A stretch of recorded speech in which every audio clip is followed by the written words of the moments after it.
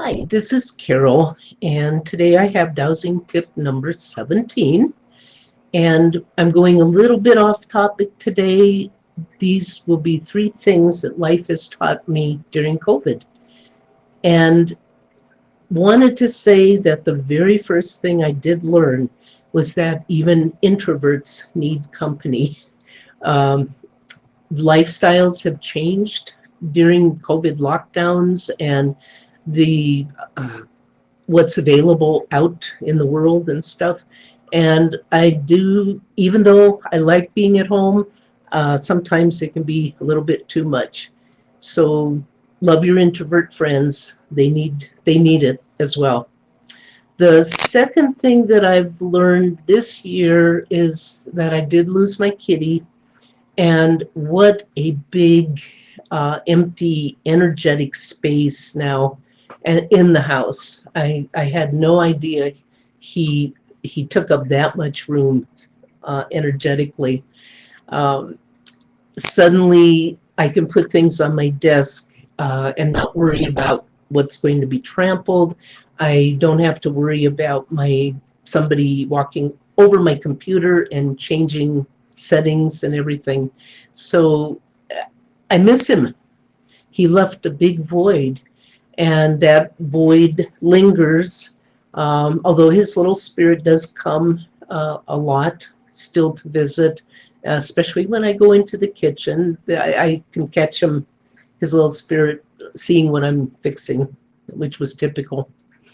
The third thing that I've learned is that basically about myself. This time gives us time for introspection. And so, I've been using it. I've been studying Chinese metaphysics in order to learn more about myself.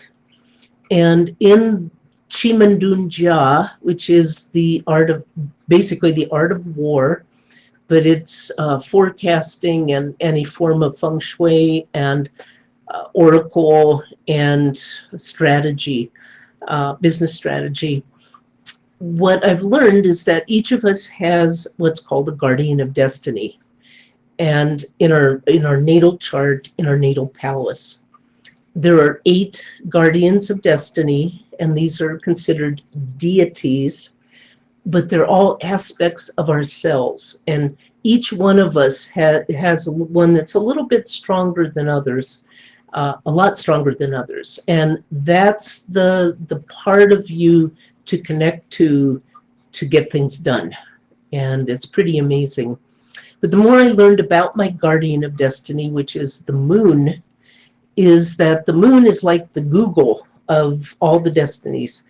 It collects information, it has the answers, great for go-to. The drawback to the moon is that it often doesn't share the knowledge. And when I look back over my life, I've been curating uh, articles on health and metaphysics all my life, and the computer is full of it, all these articles. But I haven't done a lot of sharing. And then I learned about that, and it's like, oh, and for 7, 8 years, I've been promising I will do a life weaving online class. Don't worry, it's coming. And never came until this year. And I finally had to take another class. And this one, I definitely connected to the instructor, who's Sarah Cordner out of Australia. I love the internet. And she promised in 30 days we'd have our courses going. And it took me about 40 days, but the class is up. Not only that, in order to honor the moon, what I've done is create a school on Thinkific. So Life Weaving Academy of Health and Metaphysics. And that will give me the chance to start sharing all this information that I have. And videos are quicker than books. I have to admit, they're easier to keep updated as well. In my plans, though, there will be at least six newer classes on life weaving that will dive into the different life areas and give you advanced knowledge of how to use life weaving in those situations. Because I know it's a huge field, and this will help. So I'm getting my moon on board, and off we go.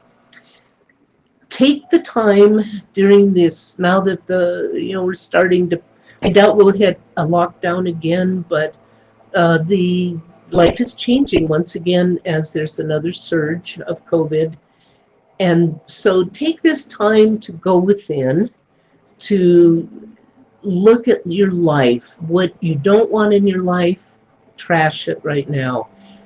It's time to look at your life and see what you want for the future, and plan it. It's coming. Uh, make this time, make the best use of this time right now, and see what you can use, what life has taught you now that you can set for the future. So tip number 17, get to work. Thanks.